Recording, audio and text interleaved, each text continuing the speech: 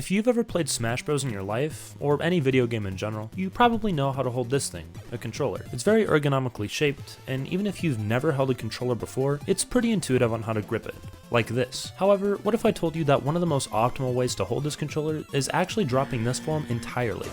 By moving your thumb to the right joystick and moving your grubby little index finger from the trigger all the way to the buttons, you are now holding this controller in claw grip form.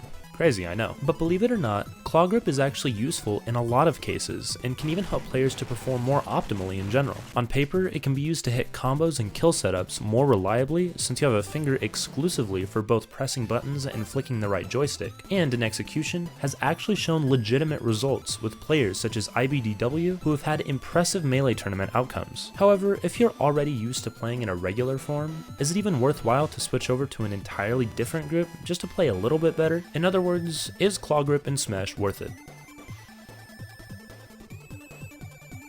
First, let's look at what learning claw grip actually means. In actuality, all claw grip is a different muscle pattern to hold and use a controller than what you're used to. Similar to learning an instrument or trying to get a perfect combo in the Ronald McDonald Friday Night Funkin' mod on hard mode, claw grip is learned through repeating the same thing over and over again, by slowly getting better at it until you're at least proficient enough to get through 2/3 of the song.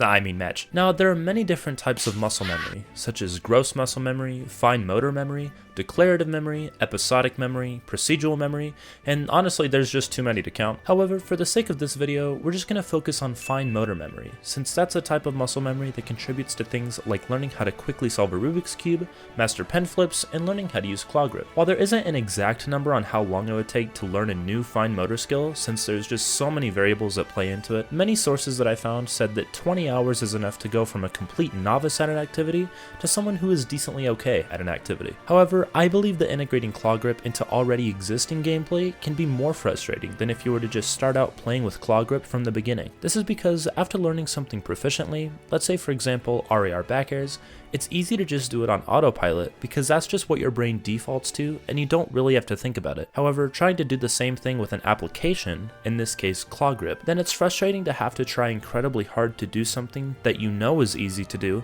but can't simply because of the grip that you're using. I know that was a lot of information to swallow, but TLDR, trying to learn claw grip with pre-existing knowledge of the game can lead to more frustration than if you were to just learn it from the beginning. Believe it or not, the claw grip method of holding a controller actually has some health risks associated with it. Who knew that staying inside playing video games all day could be harmful? When practicing claw grip, you might notice that your wrists and forearms start to develop some pain. In a video from late 2019 by Nick Merckx, who's co-owner of FaZe Clan and a professional in competitive shooters, states this about playing in claw grip. Love you, bro. You think it's worth switching to claw if I play regular my whole life? No, guys, I'll say it again. I've said it a million times, but claw is bad for your health. Say it with me, chat. Claw is bad for your health. Listen, it's not horrible, but I have a lot of friends that have actually stopped playing claw because they've developed these huge pains in their forearms and their wrists from going like this their whole life. You can't hold the controller like this all day, every day, and expect to not develop a little bit of carpal tunnel, bruh. Another problem that claw grip users ended up experiencing was straining pain in their index fingers, specifically the index finger used to press these face buttons. According to Esports Healthcare, claw grip can, quote, create a unique strain on the index finger, its muscles, and the surrounding joints which may lead to pain, repetitive strain, and the potential for long-term dysfunction. It strains muscles such as the extensor I need to learn how to say these, hold on, wait. Extensor indicis. Extensor indicis? There's no H in that. And flexor digitorum, superficialis, and profundus? Profundus? That doesn't even sound like a real word.